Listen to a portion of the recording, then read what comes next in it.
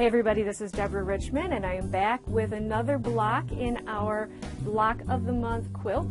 This is from Craftsy and it's the 2013 Block of the Month quilt. And it is a sampler quilt, so we have lots of nice different blocks to work on. This particular block we're working on is called Strippy Spools. And this is not a difficult block. I really like how this one went together. It looks a little more difficult than it actually is. Now, the reason for that is that this particular block, as many of the blocks we're using, are using strip piecing. In the old days, before people started doing a lot of more sewing with strips and units, we had templates. So say you would have a block like this and you would be given a template that is the size you need to cut for each triangle, and it would be a triangle shape. This one would be this longer rectangle shape that with tapered ends. And then you would sew them together. What happened was you often would have some inaccurate cutting that would then make your block more inaccurate. When we started using strip piecing, accuracy became much more easier to pull off, to get these blocks accurate so that they do go together correctly. Now, I will tell you that this particular block, you're going to be making 8 of these blocks, so you're going to get a lot of practice with them. So if you have any problem with points at all, make a couple extra, so that you have, again, as I've recommended before, you have some extra to choose from. So let me show you how this goes together. Now, as I said, you're going to be sewing strips of fabric together. So you're going to have units that are 2 pieces of fabric sewn in strips. Very easy to sew. And it's all in the cutting as far as how you get these triangles. So we started with a strip that was the green and the yellow that you see here, and then using the angles on your ruler, you will be, most of the rulers have these angles on them, and I'm sure the one you have does.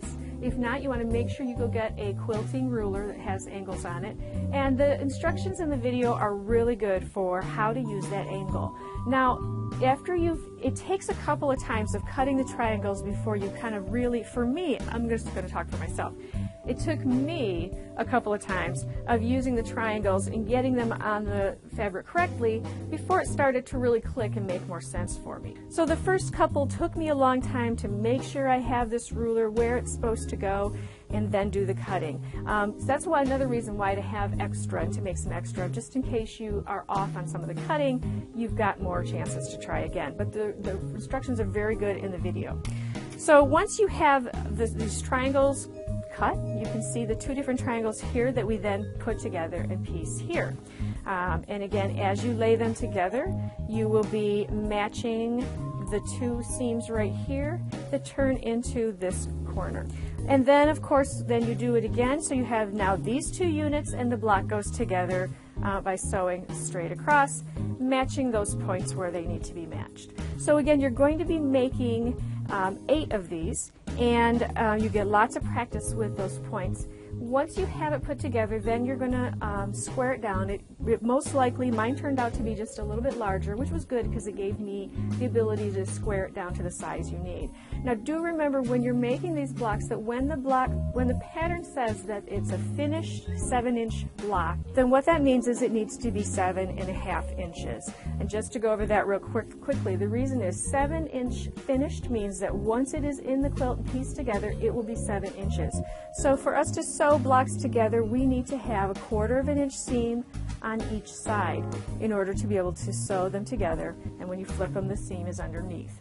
So that means we need to add a 1/4 inch here, a 1/4 inch on this side, and so on the top and bottom, meaning that this block, instead of being 7 inches, will be 7.5. So that's what we're looking for when they say 7-inch finished. We know it's going to be a 7.5 inch block. And as I've said before, particularly with this block, as far as using the ruler and cutting those triangles, I watched the video closely. I had it right next to me on my cutting table, my iPad, as I cut, and that was really very helpful to be able to see exactly what she's doing so I can match exactly the same thing on my table. That's really, I find that very, very helpful, and I think you will too. Thank you for joining me. And be sure to subscribe to our channel. You can do so here by clicking the subscribe button. That way you'll find out about new videos as they become available. Just a minute. Okay.